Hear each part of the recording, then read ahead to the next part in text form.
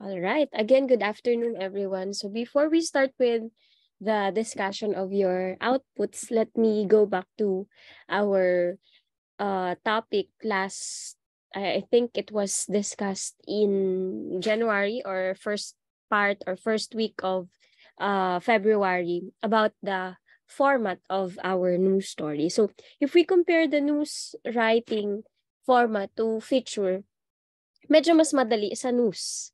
Kasi sabi ko nga 'di ba kapag ikaw ay isang isang journalist or isang broadcaster dapat ang pinaka ano mo, ang pinaka expertise mo ay news writing, 'di ba?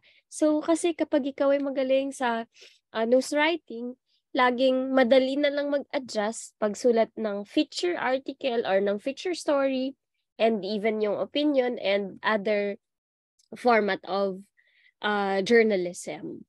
So, I would like to highlight the discussion on lead na muna. Kasi in our previous activities, I know meron pang nag-struggle sa pag-identify ng lead and maganda na marami tayong mga activities na pinagdaanan, mga field gathering ng istorya para ma-try nyo kung ano-anong klase ng coverage ba, ano-anong klase ng data ba, ano-anong klase ng situation ba ang hinahandle ng mga journalists and anong pinagdadaanan after that bago magsulat ng istorya. So ang pinakamahirap sa pagsusulat ng istorya ng balita ay lead. And this is the very crucial part of writing news article because like just this day we attended an event that started at 9 a.m. and it ended almost quarter to 1 na, 'di ba? Kaya pala sobrang sakit na ng ulo ko dahil pasma na naman. Kaya siguro ako laging nahahawaan ng virus dahil late na ako laging mag-lunch. Kahit na nasa bahay ako, laging late na ako mag-lunch and especially for the past few days, especially this weekend, talagang hindi ko na monitor yung oras because I've been working to write stories about the Cessna plane na hindi pa ngayon nakukuha talaga yung bangkay. So later, meron din akong i-update na story.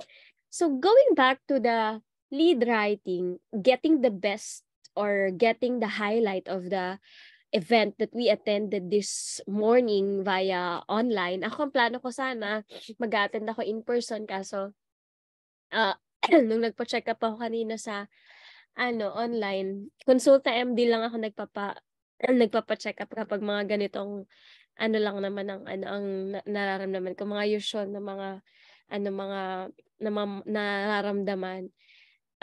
Naka-postpaid plan kasi ako sa Globe ta's may libreng consultation. So tipid na ako do'n, 'di ba? Kung lalabas ako for check-up, mga 500 to 600 pa ata ang per consultation.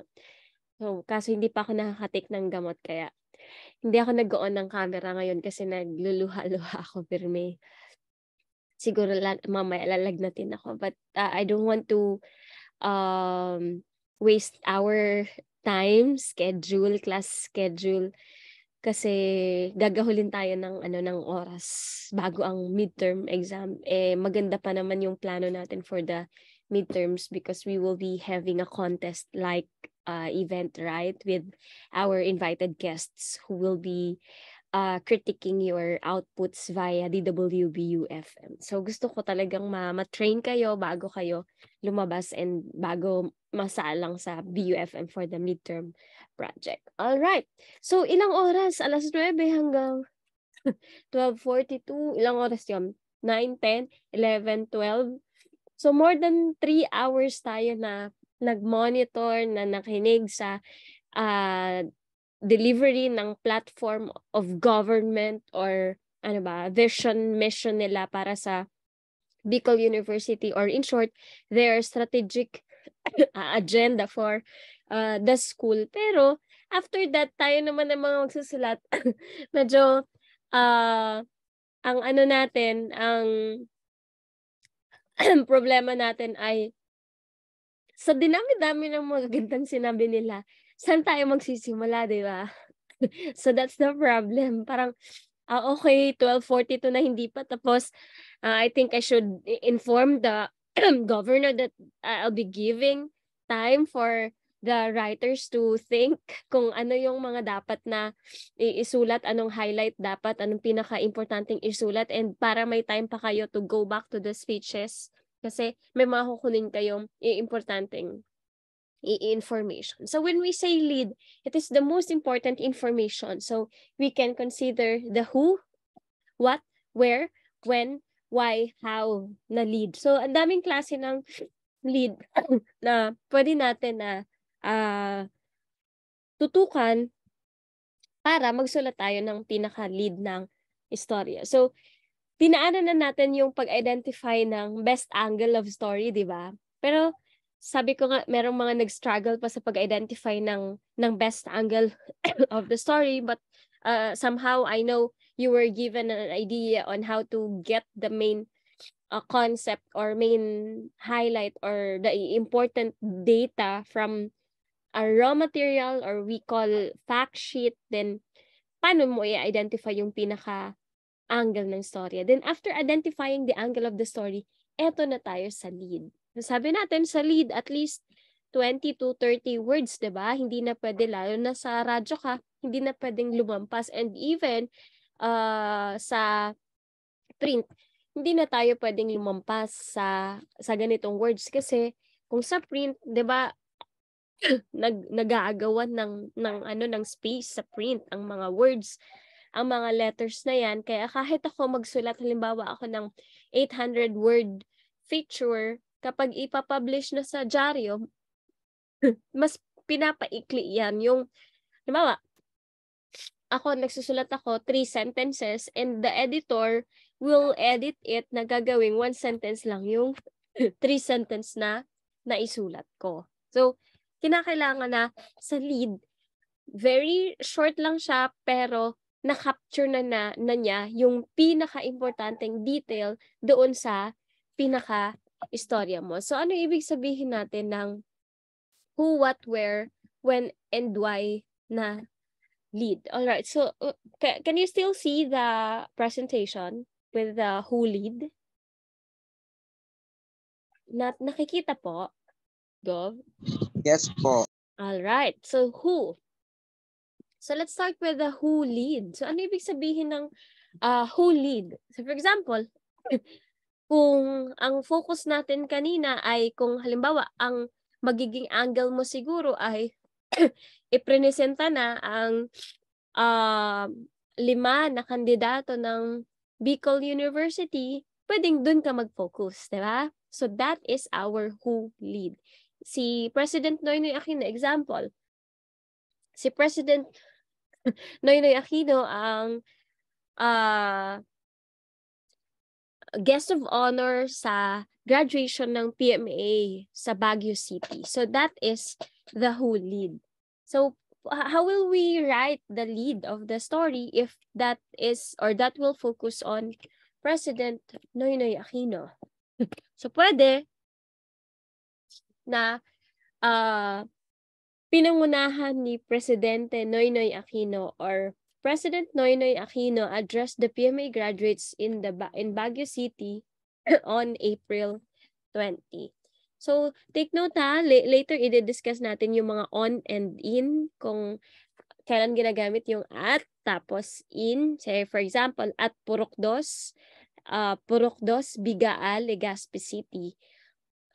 Ginagamit natin yung in Barangay Bigaal, Legazpi City. So when do we use at? So we use at if we are referring to a specific area. Ganon. So we use in if that is not specific. Kung sa mga lugar-lugar yan, because in writing stories, ang dami nating may encounter na mga lugar kapag nagsusulat. So that is our who lead. Next, the what lead. It is used when the event or what took place is more important than the person involved in the story. So, say for example, the NSI will be given November 24 to all graduating high school students desiring to enroll in the 4-year college course. So, halimbawa, i-localize natin, pinalabas na halimbawa yung BUSET result. Hindi tayo magfo-focus sa kung sinong top notcher, kundi doon sa pagpalabas ng BUSET result. What lead?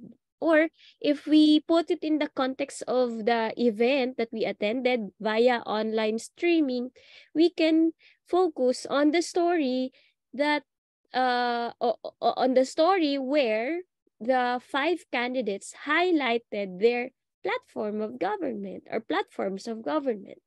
Say for example, kay ano ba, kay Dr. C, di ba? Hinighlight niya yung, syempre, she's a doctor and she'll be focusing more on highlighting her achievement in the Bicol University College of Medicine on exploring the whole province of Albay by giving opportunity to poor students or poor kids who want to be a doctor, di ba? So, pwedeng mag-focus ka doon sa binanggit ng mga kandidato, hindi yung nangyari na presentation. Kuha po. Next, we have the when lead. So, kung halimbawa, last January 21 to 22, nagpalabas yung Commission on Elections na last day na, last weekend na ng registration for the barangay elections. Ayan na naman na barangay elections, gagastos na naman ang gobyerno sa printing ng mga balota and everything. Then pagdating ng oras, papahinto na naman ng kongreso. Magsasayang na naman ng gastos. So when lead, so pwede nating sabihin sa when lead or pwede nating i-focus ang lead natin sa storya natin yung deadline na inilagay ng Commission on Elections para sa pag-file halimbawa ng candidacy or pag-file ng pag-update ng mga records sa Commission on Elections. Kasi ako last time pumunta ako Feb 1 ata ako pumunta sa COMELEC. I was trying to update my records and of course to get an ID with Manjares na surname kasi sabi nila January 21 to 22 da yung end ng registration. So pwede ako mag-focus ng story ako when lead ang gamit ko. Okay? Nasusundan po ba? Medyo nag-ano lang ako, nag-pause lang ako. Pakonti-konti dahil ang voice ko ang lalaki. So, pwede na ako pang radyo. Pwede na ako makipartner sa babae sa newscasting program dahil medyo bilog na ang boses ko.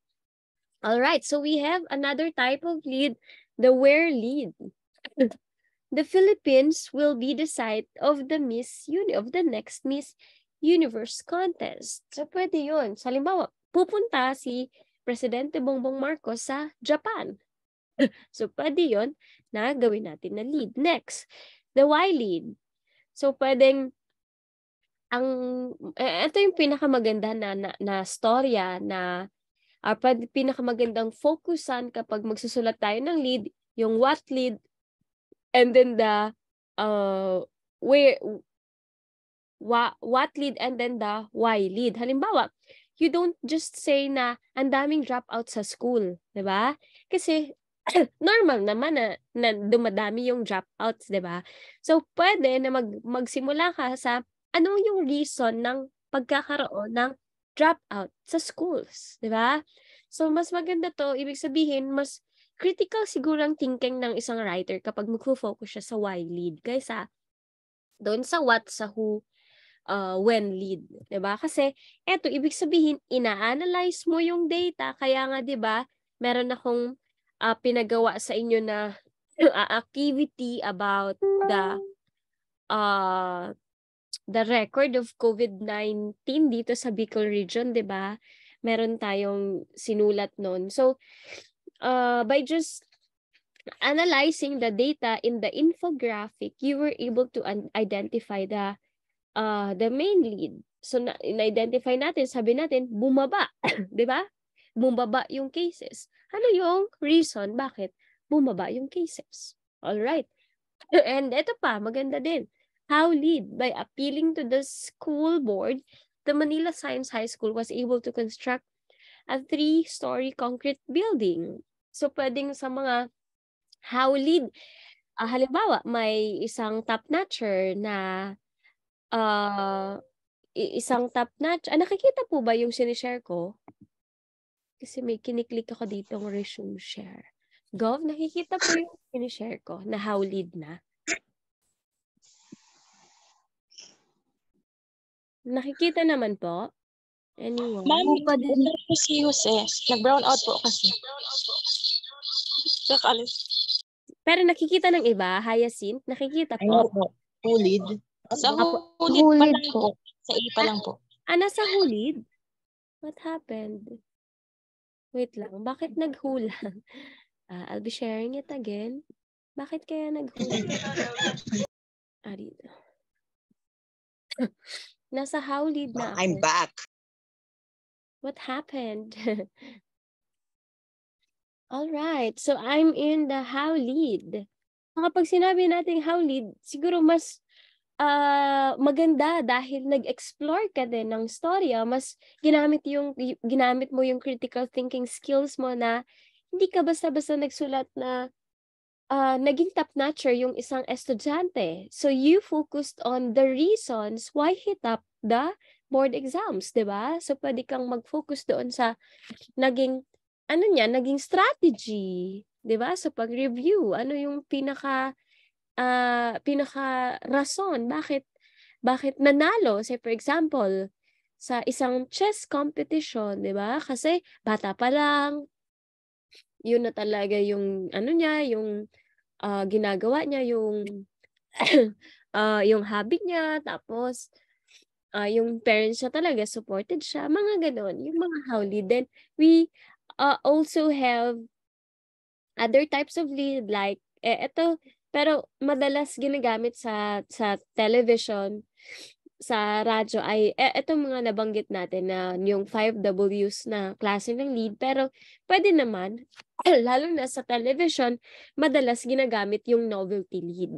So later may ibibigay ako sa inyong sample na novelty lead, or siguro out of our discussion doon sa event na inattendan natin. When we say novelty lead, ito yung madalas nakikita natin sa television. 'Di ba sa television, maluhaluha nang nadatnan ng news team ang isang nanay matapos na makitang nakahandusay na ang kanyang anak. 'Di ba? Again, example ng novelty lead, maluhaluha na nadatnan ng news team ng isang nanay matapos na makita na nakahandusay na ang kanyang anak. So, ibig sabihin, patay na yung kanyang anak. So, if we write it na direct to the point, example, isulat natin na what lead ang style, patay na nang nadatnan ng isang nanay ang kanyang anak matapos na ito ay masagasaan ng isang humaharurot na motorsiklo. Nakuha po yung pagkakaiba ng novelty lead tapos what lead. Nakuha po. Pwedeng i-click lang yung dito. Mga button. Approve. Pwedeng mag-hand gestures na lang po. Click the hand gestures. Nakuha po yung pagkakaiba ng novelty lead. Ayan, nakuha ni Jack, ni Johanna, madalas ni Rainiel, ni Rosel. So madalas ito yung ginagamit na type of lead pagdating sa television, kasi sa television meron na visuals na nakikita, 'di ba? And then sa television medyo dramatic talaga if we compare it to presentation in radio. Nakuha po. So, yung iba-ibang klase, ito yung madalas na ginagamit sa sa broadcast, kaya ito lang yung highlight natin sa pagsusulat ay sa discussion natin. All right. So, madalas 'di ba kapag nasa broadcast ka, meron ka ng sinusulat na may version pang online. So, I think it's it would be important also for us to discuss the AP style. So, kapag magsusulat, halimbawa, ano ba ang uunahin kapag magsusulat tayo? Kailangan ba yung date na muna? Kailangan ba yung street na muna? So, ano yung mga dinadaglat natin kapag sinusulat?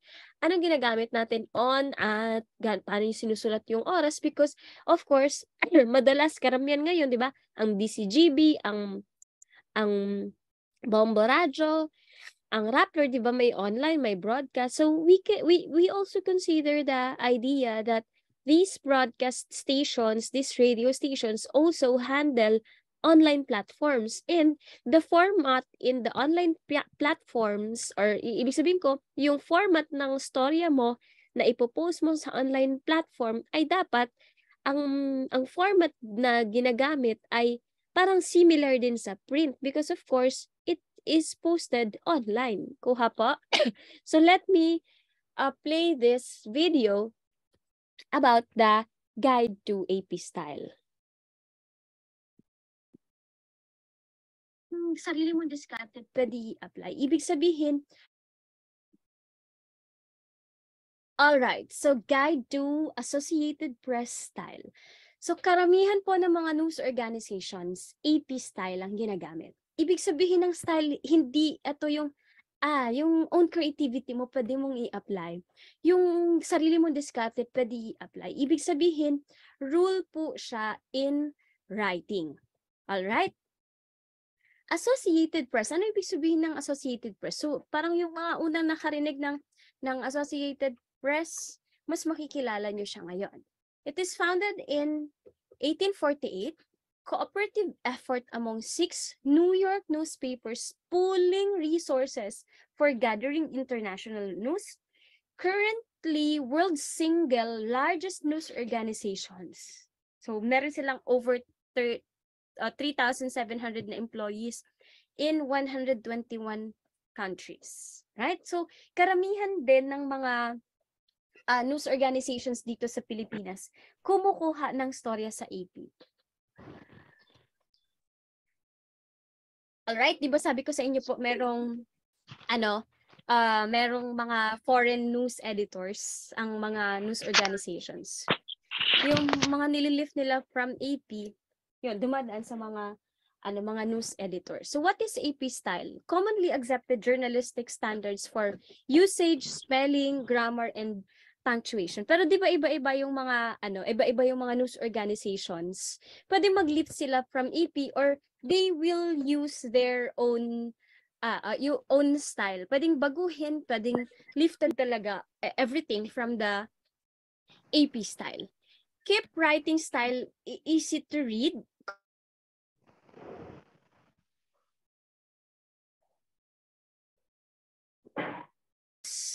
Mapapaikli yung format ng isang sentence kapag nagsusulat na AP style ang style na ginagamit.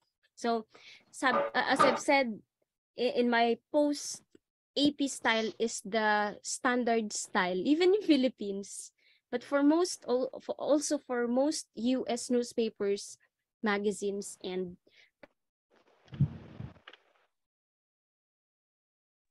wait lang po. I-adjust.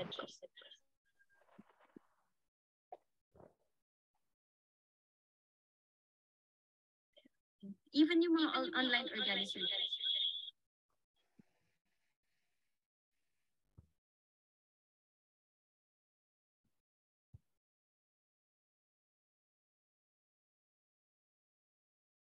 And of course, it is neutral. Pero sa Philippines, 'di ba, dahil sobrang lakas ng hatak ng mga news ng mga politicians dito, na apektuhan na yung journalism and the online industry. Right? So simula tayo sa number. Please take note of this. Pakuha po ng mga notebook nyo, because after the undas, I'll be posting ay mga activities, mga editing activities.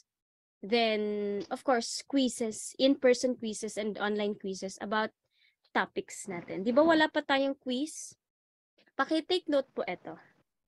Right? Yung mga i-discuss ko, may mga i-discuss ako na wala dito, may mga sample ako na wala po dito. Right? Numbers. First, spell out kapag whole numbers below 10. So, halimbawa, 9. At least, 9 students were killed. So, yung 9, buong 9 mo siya na isusulat. Pero kapag headline na, 9 lang na numerical ng ilalagay. But when you write it in your story, kapag nagsulat tayo mga below 10, in words siya. Then kapag 10 up, in words na po siya. Alright? Numerals that start a sentence. Example, 27 detainees were released yesterday. O sabi mo nga ma'am, dapat kapag 10 up, kailangan po, numerical na ang isusulat. Pero, kapag ang sentence mo ay nagsisimula sa ganito, ang sentence mismo nagsimula sa number, so you need to spell it out. Okay pa? So, hindi pwede na magsimula ang sentence na numerical ang gamit mo. Na number 27 ang gamit mo. Right? For large numbers, use hyphen to connect word ending in Y to another word. So parang, alam naman natin to, di ba? 21 or 76,000. So alam naman natin yan. Sa math pa lang natin na elementary math, alam na natin yan. Next, use figures. Yung sabi ko numerical, figures 10 and above for all ages and percentages even less than 1. Less than 10, right? So use figures for all ages and percentages. So hindi pwedeng kapag magsulat ka ng edad na in words mo pa, pwede mo na siya ilagay na in figures. But if you will be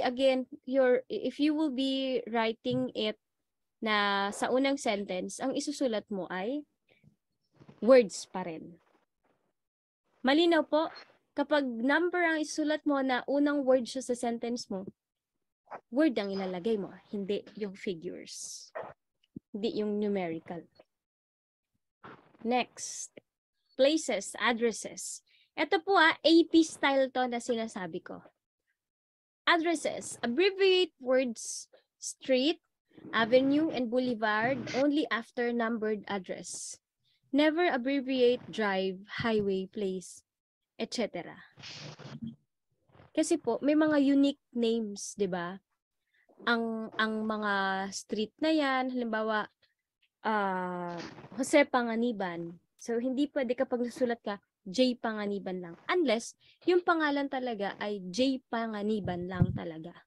Right? Pero kung ang totoong pangalan niya ay Jose Panganiban, isusulat mo, Jose Panganiban. Right? Abbreviate compass directions in numbered address. Example, 50 South Court Street. South Court Street dapat ilagay mo. Huwag ka maglalagay na S Court Street. Dapat clearly written po siya. Right? Kasi kayo lang naman nakakaintindi ng S, ng ST na yan. Yung audience, hindi. Next, states. Dito siyempre sa ibang lugar, mga states, diba? America, parang United States of America, ang daming states yan. So, dito sa Pilipinas, mga provinces, tama? Yeah, provinces. Spell out names of states unless preceded by a city, county, or military base name. Example, spell out Alaska and Hawaii and states with 5 or fewer letters. So, parang dito, Legazpi City, Albay, di ba? Albay, region pala, tama. Albay, Bicol region. Parang ganon. So, dapat i-identify mo kung magsusulat ka po ng istorya, Legazpi City, always write the provinces where the city is located. Diba po? So, I live in Oklahoma. I live in Tulsa, Okla. Saan yan? Diba? Kailangan i-spell out mo kung saan yon. I lived in Iowa. Kasi Iowa, yung pinaka-state na, diba? So, kung yun lang ang gagamitin mo, pero kung may specific na lugar from Iowa, ilalagay mo pa. I-spell out mo pa. Next, days versus dates. Always use numerals without ST, second, RD, or TH in dates. So, laging lalagay October 10, 2022. Hindi pwedeng 10th of October 2022. Okay pa? So, hindi pwedeng 12th. Mas malala kung 30, yung birthday ni Imelda Marcos? 83 ba si Imelda Marcos? 83rd ba yun na pagkasulat? So, mas malala yon. Avoid using yesterday, today, and tomorrow. Siyempre, ang storya mo, binabasa yan, 'di ba? Sa buong mundo kasi may mga online platforms na ngayon. So, wag gagamit po ng nangyari yesterday, nangyari today, and tomorrow. Always right? So, pwede mong gamitin Tuesday tapos lalagyan mo ng kailan yung date. Right? So, halimbawa, a man wanted for murder was killed during the serving of arrest warrant of the police on Sunday. Kasi Monday ngayon, 'di ba? Sunday. 'Di ba may rule tayo na nearest 7 days, parang 7-7. So alin na Monday na mas malapit. Pero yung ibang news editor nilalagyan na Sunday. Anong petsa nung Sunday? Open and close parentheses tapos October 23. So, ganun nila isinusulat. Alright? When writing about events, use months and dates. Yan. So, kapag may gagawin kang, isusulat kang storya, dapat may month and date. No need to include the year. Kasi syempre, kapag nagsulat ka ng balita, expected na or presumed na ngayong taon yan sinusulat. Tama. Unless, background information na lang, that's the time na maglalagay ka ng year. Right? Example, April 30, June 5. Yan na lang po. Wala na ilalagay na year. Right? But, when you are referring to a month, day and year, set off with comma. So, kailangan nito, kung halimbawa, namatay si Ninoy Aquino ganitong date, diba? Was the day they had all been waiting for. So, halimbawa, mangyayari yung 'di ba sabi ng Department of Education, ibibigay na nila sa local government units yung trabaho sa feeding program sa mga estudyante. So, pwedeng gawin yon na lagyan dito na year 2028, sabi ni Duterte. Right? Months. Never abbreviate months, not immediately precede a date. Diba? So, ito yung rule. Halimbawa, abbreviate only if month's name is 6 letter or longer. Yan. So, hindi lahat ina-abbreviate. Pero kung sobrang ikli lang naman, kung hindi siya maglalampas sa 6 letters, wag mo na i-abbreviate. Halimbawa, April. Ang April, 3 letters lang naman, di ba? So, buong April mo na, hindi mo na ilalagay na APR lang. So, ang March, 1, 2, 3, 4, 5. Ang March ay 5 letters lang naman, so wag mo nang i-abbreviate. August, 6 letters up, so pwede siyang i-abbreviate. So sabi dito sa rule, never abbreviate months not immediately preceded for date. Kung August lang, walang 6, dai siya pwedeng i-abbreviate. Pero kung may exact date, pwede mo siyang i-abbreviate. Kuha pa. Years. Add S to first year in the decade. Years are never spelled out. Yan. Add S to first year in the decade. Mga 1990s, 1980s, 1970s, mga ganyan. Years are never spelled out. Imagine, 1960, diba? Ano ba yan? Paano pag sinulat? Pero sa mga newscaster ng mga baguhan, 1960. Isusulat mo talaga yan kasi lalo na kung hindi ka pa familiar sa pagsusulat, ay sa pagbabasa. Pero sa print, never po siya na ini-spell out kasi sobrang haba na niyan, 'di ba? Sa print, 'di ba, nagtitipid tayo ng space. Next, a.m. versus p.m. Yan. Recognize 8 a.m. tonight is redundant. 8 p.m. na tonight pa, di ba? Write 8 p.m. Monday. Right? Ngayon ay Monday, so you will write 8 p.m. Monday, hindi tonight. Remember, sabi sa rule, never use today, tomorrow, yesterday, maski tonight kasabay. Right? Use figures except for noon and midnight. Yan. Use figures except for noon and midnight. Halimbawa, 12, ay, halimbawa, noon time. So, noon na yon. So, kung 12 noon, noon na yon. Midnight, 12 midnight. Yun, pwede na yon. Right time of the day like this. 2:30 a.m., 8:45 p.m. So, ganito din ang rule ang ginagamit ng inquirer, PM. Ang iba po, walang tuldok yung A, walang tuldok yung M. Depende sa style sheet. Compositions, right? Capitalize first and last word of title. Capitalize first and last word of title. Capitalize all words 4 letters or longer. Do not capitalize articles a, an, and the, or conjunctions or prepositions unless 4 letters or longer. Right? Capitalize, sabay-sabay, dire-diretsuhin ko na kasi may mga example. Capitalize the in title if that is the way publication prefers to be known. So, minsan, di ba, may mga organizations na hindi naman tayo familiar.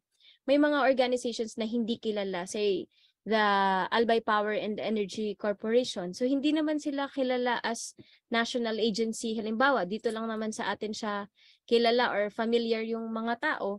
So, yun yung ano natin, yun yung basis natin para isulat na ang ika-capitalize lang halimbawa yung letter A kasi hindi naman siya known. Capitalize the in the title if that is the way publication prefers to be known. Kung yan halimbawa yung pangalan talaga ng organization, yun yung ika-capitalize. So another rule, kung hindi naman siya known sa na APEC, hindi mo siya isusulat na capitalize na all APEC. Unless yung mga organizations na usual na kilala natin, the DENR, the the DepEd, 'di ba? Mga capital ano 'yan, then the DBM, the MGB, 'di ba? Mga capitalized 'yan. All right. Yan. Capitalize first and last word of title. Yan, capital, capital, capital. Right. Capitalize formal titles before a name. Okay. Do not separate title from a name by comma. Halimbawa, President Marcos. Hindi pa din na maliit yung P. Tapos, yung pangalan niya, Bongbong Marcos. Or ano ba pangalan ni Ferdinand Marcos. Right? Capitalize mo yung P sa President. I saw President Obama. He met Prince Charles. So, pwedeng Obama, I saw Barack Obama, tas Kuwait, President, maliit na yon, President of the United States. Titles after a name or standing alone are almost never capitalized. The exceptions for nobility, say, AP style book. Meron akong in-upload din na style book na buo na, di ba? Titles after a name or standing alone are almost never capitalized. Yun yung example ko kanina. Barack Obama, Kuwait, President of the United States. Next, places. General compass direction should be lowercase. The warm frost is moving east. Yan.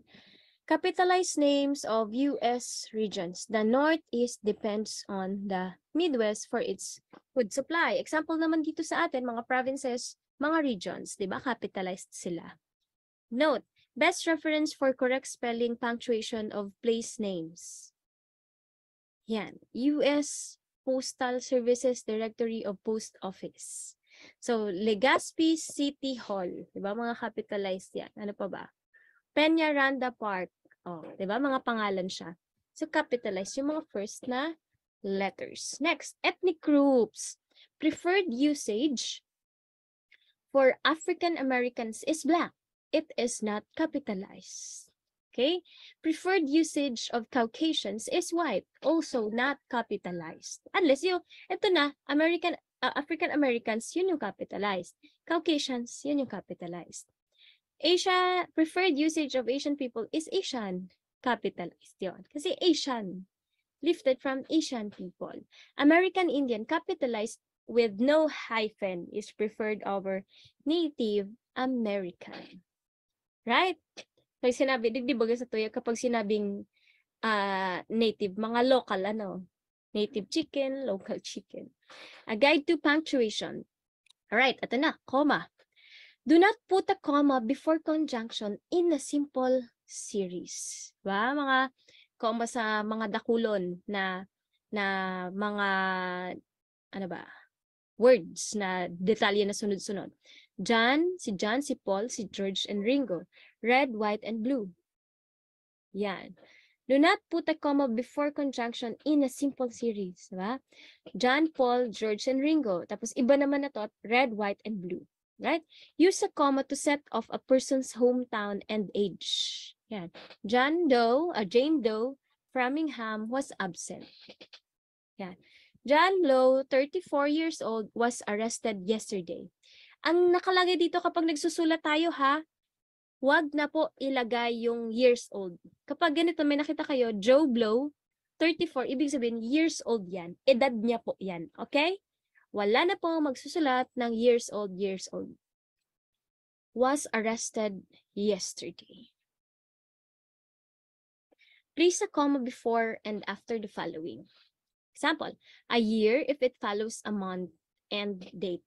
Okay. I was born on Nov, tapos Tuldok, 6, 1958. Kuwait, sa Madison, Wis. Right? Wis. So, ito ay state din ata ito. A state, if, follows a month and date. Yung ata, state ini. If it follows a city or county name. A county pala ito. I was born in Madison, tapos Kuwait, Wis, on November 6, 1958. Alright? I was born in Legazpi City, Kuwait, Albay, on November 6. Right? And a positive, a word or phrase that says same thing as a word or phrase next to it. Alright. I saw my boss, John Smith, in the hall. Yeah. I saw my boss, John Smith. Si boss niya, si John Smith. Okay? Kaya malaga, kikuwit. Kuha po. Si boss niya tapos si John Smith ay sarong tao. I saw my friend, kuwit, tapos si John Smith in the hall. Kuha po. Nasusundan. Medyo basic lang naman siya in grammar pero ginagamit siya in rule, in news writing. Capitalize first word after colon if it is a proper noun or start of the complete sentence. He promised this. Parang nagko-quote siya, 'di ba? The company will make good all the losses. But there were considerations. Ano itong mga considerations, 'di ba? These are the following. So hindi na tayo nagsusulat na these are the following. Colon biglalagda. Colons go outside quotation marks unless part of the quoted material. So kapag nagko-quote tayo, 'di ba, open and close parentheses. So if that is part of the quote, ilalog mo siya sa laog. Pero kung halimbawa, he promised this tapos sa lawas na ini, close quote ka na, 'di ba? Close quote ka digdi part tapos colon, kundi siya kasabay duman sa direct quote. Okay? Hyphen. Use hyphen for compound adjectives before the noun. Yan. Well-known actor, full-time job, 20-year sentence. Diba? So, pwede maglagay 20-year sentence. So, wala ng years bako years. Kapag may hyphen ka na, wala ng S. Diba? He was sentenced for 20 years. May S yun. Pero, 20-year sentence. 10-year. Diba? 10th anniversary. So, pag sinabi nating anniversary, year na yan, diba? So, huwag ka na maglagay na 10th year anniversary because when we say anniversary, year na yon. Ibig sabihin, 10 taon na. Okay? Do not use when compound modifier occurs after a verb. The actor was well known. Her job became full-time. He was sentenced to 20 years. Diba?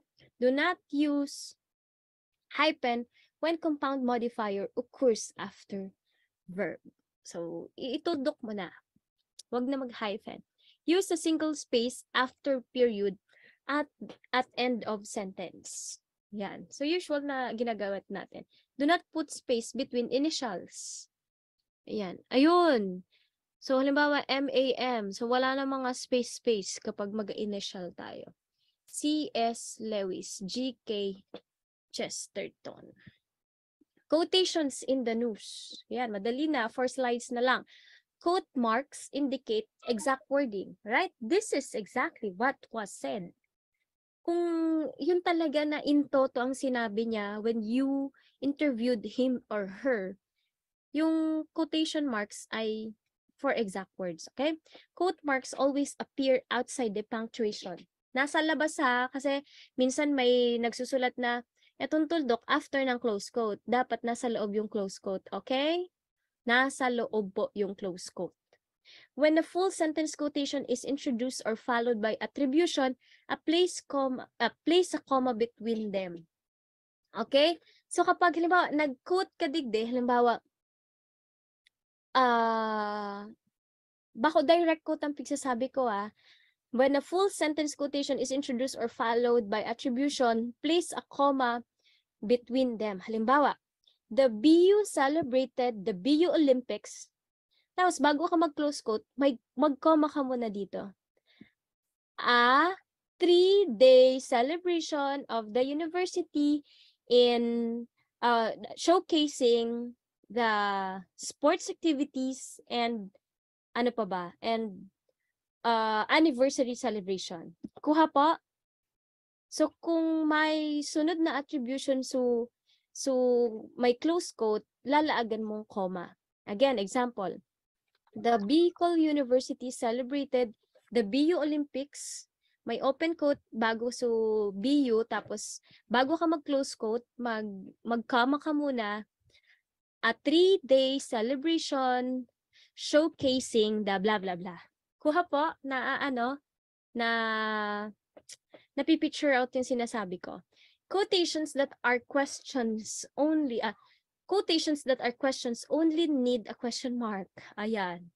So, yan. Did he really say that? He asked. So, ito, dina-direct quote mo din siya. Kaya malagang close quote after the question mark. Next, in dialogue, each person's words are placed in a separate paragraph with quotation marks.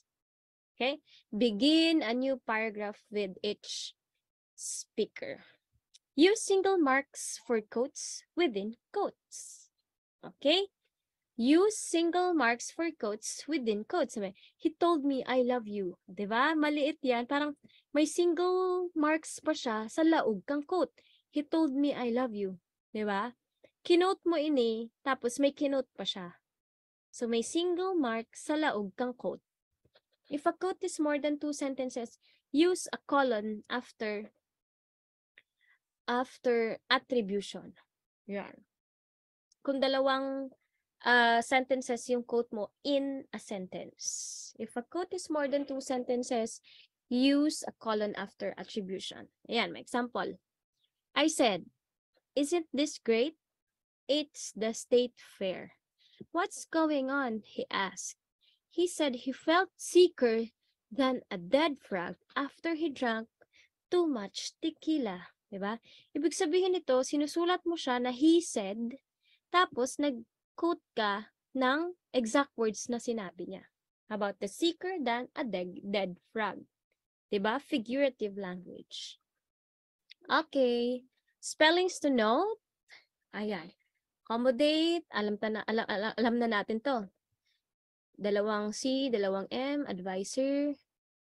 E, AP likes an E in it. Afterward, no S. Amid has no ST at the end. So, amid rising prices of basic commodities. Among, no ST. Yan. Calendar, canceled, cancellation. Embarrass, dalawang R, dalawang S. Harass, only 1 R. Homicide. Judgment, judge, knowledge, livable. Pero alam nyo kaya ako kayo pinagawa ng email, 'di ba? Kapag nagpo-post ka ng mag-file ka pa lang ng story mo, pinaste mo siya sa email, mache-check ng ano ng Google kung may mga error ka sa spelling pa lang. Pero dapat ang spelling basic na error lang 'yan yung kung grammar talaga ang problema. Ay problema talaga 'yan. Mamali yung grammar. Problema talaga 'yan. A versus an effect. Ayan. So, madali na lang yan. Alright, we're done. Alright, so we're done. So, this is the source of the presentation. Again, ang AP po, yan ang madalas na ginagamit ng mga news agencies. Halos karamihan ng mga radio station, mga newspapers, mga TV and radio stations, kumukuha sila ng balita sa AP. What do I mean by AP? Ito yung Associated Press, AP. Na wire agency siya, international wire agency. Madalas, or karamihan sa mga stations or media entities dito sa Philippines, nakikipartner sa kanila. Ibig sabihin, say for example, I am writing for Philippine Daily Inquirer. The Inquirer can also get information from the AP. Kasi may mga correspondents din sila dito sa sa Philippines na nagsusulat for AP, and the writers of AP are very good. So marami silang mga nagsusulat din dito na mga nasa field din. Madalas kapag nagsusulat sila mas descriptive, mas mas maikli kapag nagsusulat. So, naghahanap ako ng sample na may AP.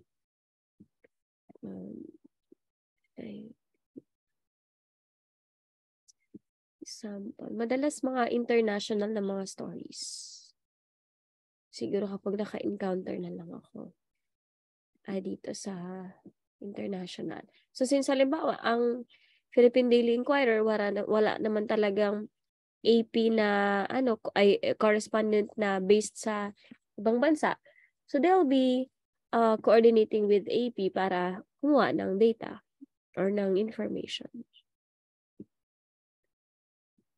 Minsan full story galing sa AP.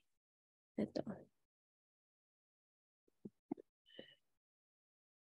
Reuters, Reuters. AFP, pwede din kumuha sila ng Agence France Presse. Ayan, Reuters din to. Ito, AFP. Then, AFP. Ano ba? Nakikita ba? Ayan, AFP. Mga wire news. Ibig sabihin, di ba, na-discuss ko na, ibig sabihin ng wire. Ibig sabihin, wala silang counterpart sa news.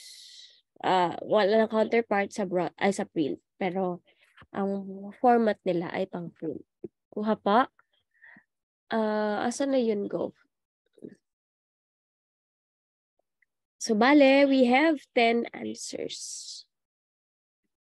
Can you see the submissions via Google Forms? Nakikita po. Itong Google Form na ino-open ko. Bert, Dave, Hyacinth. Nakikita po, go.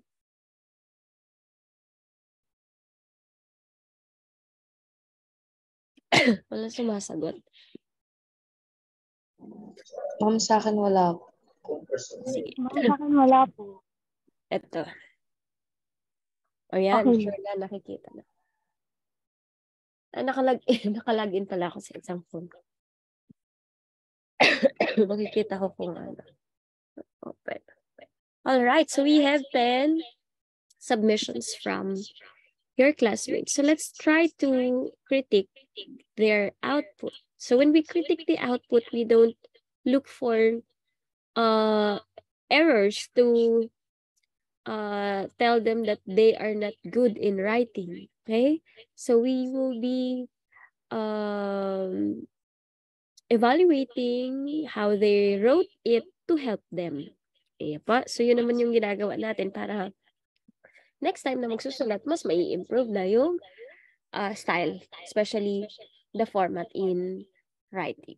Right? So we talked about the lead of the story. So if I'll be checking it ngayon, lead pa lang ang na-discuss natin, check ko muna yung lead na or pagkakasulat ng lead na istorya. Example, dito, kanino to? Walang pangalan. Pakilagyan ng pangalan to. Walang pangalan. 5 official.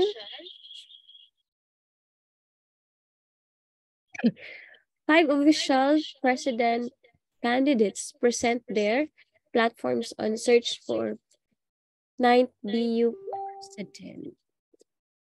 The 5 BU presidential candidates showcase their skills in answering the questions asked to them from the first and second round of questions and the answer during the public presentation and open forum held at blah blah blah. So if I'll be writing this story, ang dapat na angle natin ay yung why, yung ano ba? Yung what na. Ibig sabihin, ang ilalagay natin dito ay yung dapat na sagot nila sa mga tanong. Kasi sabi mo dito na pinakita ng mga kandidato yung skills nila sa pag-answer ng question during the public presentation. So, mas maganda, ano yung sagot nila? Halimbawa, may isa kang angle na tinutukan, di ba? Yung mga questions na ni-raise ng mga sectoral representatives like yung taga Bicol Universitarian, si Sir Henry Maceda, nakita natin, representative ng non-teaching personnel, ng faculty, di ba pare-parehas yung questions na ibinigay sa kanila. So, you can focus on 1 or 2, depende sa scope ng storya mo, dun ka na mag-highlight. Hindi mo na ilalagay sa lead ng storya mo na sinagot nila. So, mas maganda ang isulat mo, ano yung mga sinagot nila. Kuha po. Pwedeng mag-on ng audio po para may sumasagot. Next. So, eto na muna ha. Sa lead pa lang tayo. Lead pa lang po tayo. Tapos, kapag magdi-discuss na tayo ng body, gagamitin ulit natin itong mga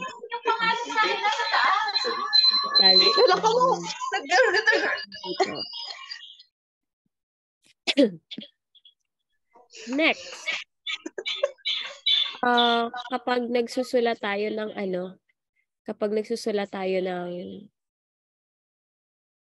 headline. Ako madalas kapag nagsusulat, dito na naman tayo sa pinakamahirap na part ng pagsusulat ng storya, yung headlining. Actually ako, nahihirapan ako sa pag-identify ng headline. But the main technique in writing headline is kung ano yung lead mo, dun ka magsusulat ng headline ng storya mo. So for example, today I am writing a story about, wait lang,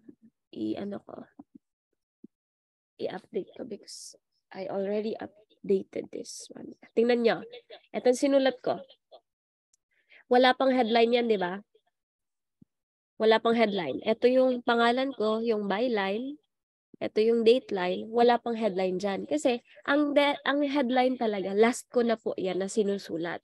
Pero kapag naintindihan mo, maganda pagkagawa mo ng lead, mas madali ka makapagsulat ng headline. So for example, if my lead, kasi 'di ba yung yung istorya ko na ginagawa sa SES na araw-araw updated, 'di ba?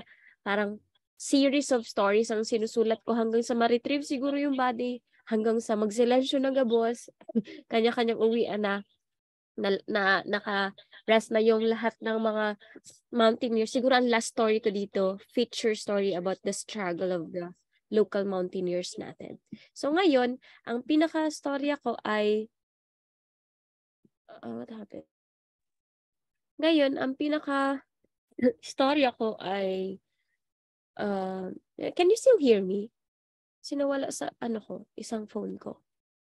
Ngayon, ang pinaka sinawala ko, isang nawala yung, nawala yung internet connection ko. Nawala yung internet connection. All right. So if I'll be writing a story or a lead out of this if I'll be writing a headline out of this read, anong magiging headline ko?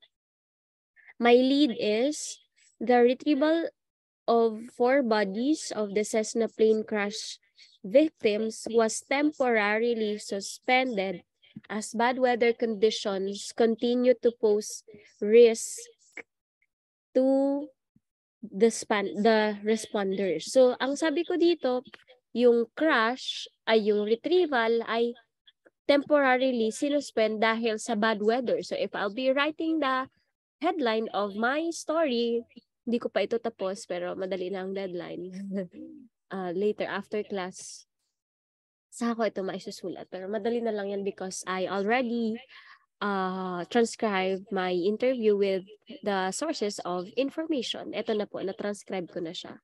Then, ito yung kay Carlos Irwin Baldo Jr. Ganyan kapag nasa journalism, nasa media, kahit na may sakit ka, you have to write still your stories because you can't just throw away these stories or maghang na, ma-end na, hindi mo na i-diretso dahil dapat continuous dahil ang mga readers or ang viewers mo ay naghihintay din na update. And syempre malilintikan ako sa mga boses ko sa PDI kung hindi ko tatapusin yung storya. Alright, headline. What would be the headline? Sige nga, para dire-diretso na tayo, ano? Since nagdi-discuss tayo ng lead, why not? Diretso na tayo sa headline. Cindy. Kasi nakapag-submit na si Cindy ng storya eh. Cindy, ano kaya pwedeng headline ko dito if this is my lead? The retrieval of the 4 bodies of Cessna plane victims was temporarily suspended as bad weather conditions continue to pose risk. The responders. What would be your headline, Cindy? Tulungan mo nga ako, Cindy, kasi nahihirapan ako dito.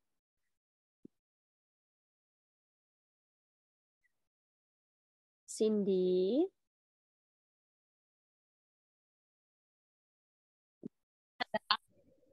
Sige po. Patingin mo, ano ang lead dito? Po, wait lang po. Ano ang lead natin na maganda? Dito po, ma'am, sa pre-represent po po. Ito po na retrieval, ito. If this is my lead, ano ang magandang headline? Wait lang, ma'am. 4 bodies has been seen at the Cessna plane incident last... Oo nga. Headline na lang po. 4 bodies has been seen at the Cessna...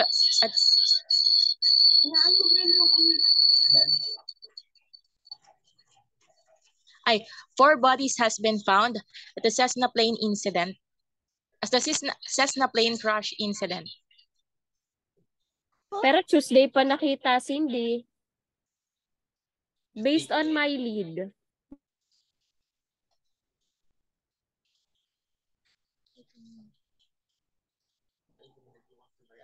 Base lang dito sa lead, Cindy. Of the 4 bodies. Suspended body other.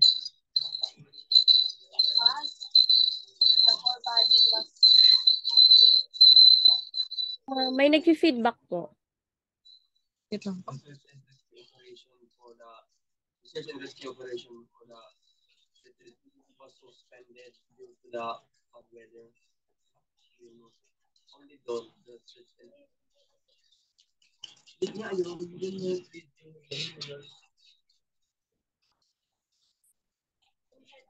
Sige, marami kayo dyan. Sige, tulong-tulong. Ano daw po? Si daw po. Sabi ni Rachel, retrieval operation was temporarily suspended due to bad weather. All right, so malapit na. But when we write the headline of the story,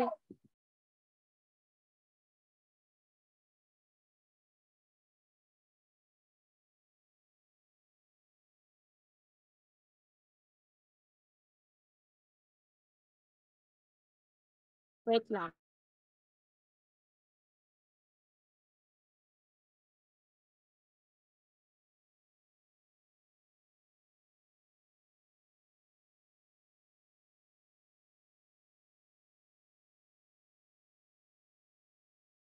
All right. So when we write the headline of the story, we exclude is, 'di ba? Sa ano natin, yung mga pag-air natin, tinatanggal natin ang I, 'di ba?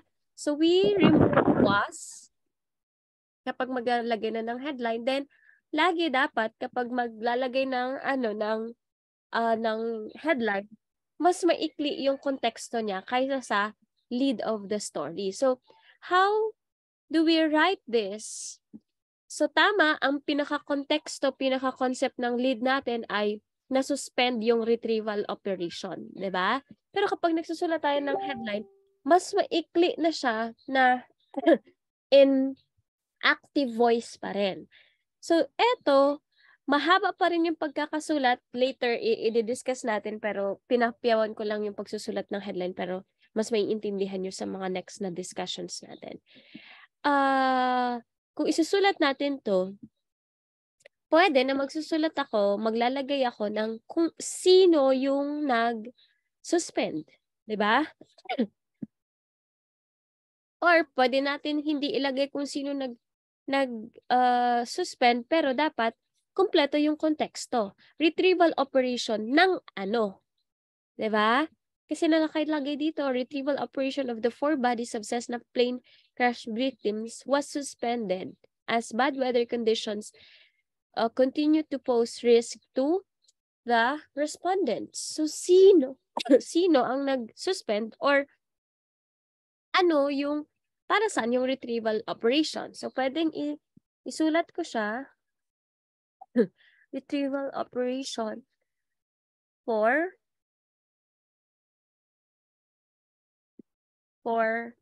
Cessna plane victims. 'Di ba? Kulang yung thought.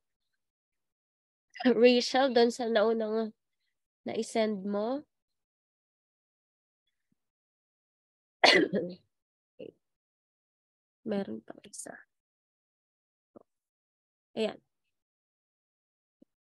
Retrieval operation for Cessna plane victims suspended due to bad weather. Ayan. So, pwede na to. I-compare natin dito sa may was dito, di ba? So, when we write headlines, we avoid including was, is, mga ganyan. Kasi makakapahaba pa yan. Mas maikli lang. Active voice lang. Retrieval operation was temporarily suspended. Alin yung na-suspend? Retrieval operation ng ano, di ba? Retrieval operation for Cessna plane victims suspended due to bad weather. Or, ako naman ang version ko siguro dito, ano ba? Officials. Yan. Or responders. Responders suspend. Ba? Responders suspend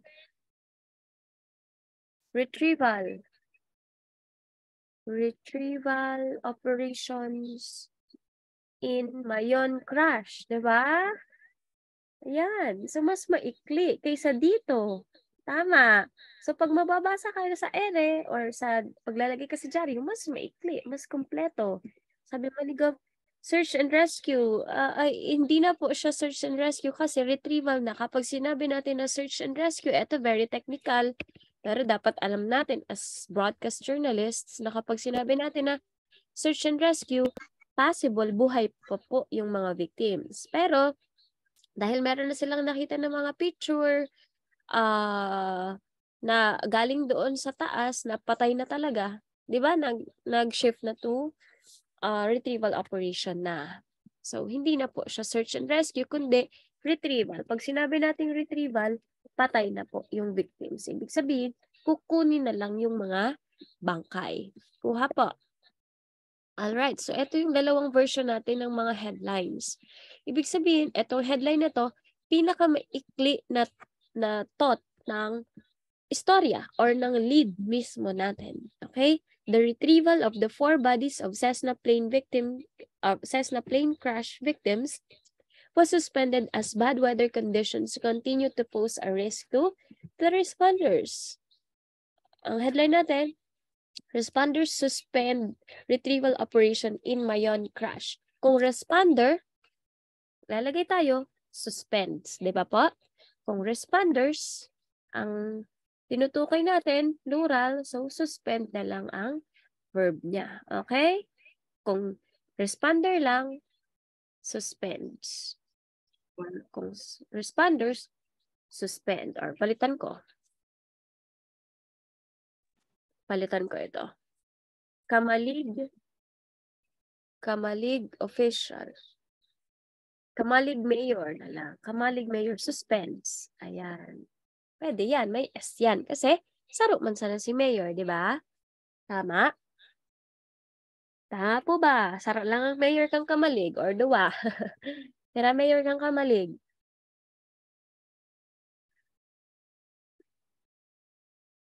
Huwag mahiya na mag-on ng audio. Siguro nahihiya dahil sobrang ganda ng boses ko. Medyo, husky. Kuha po. Balik tayo doon sa istorya ng Bicol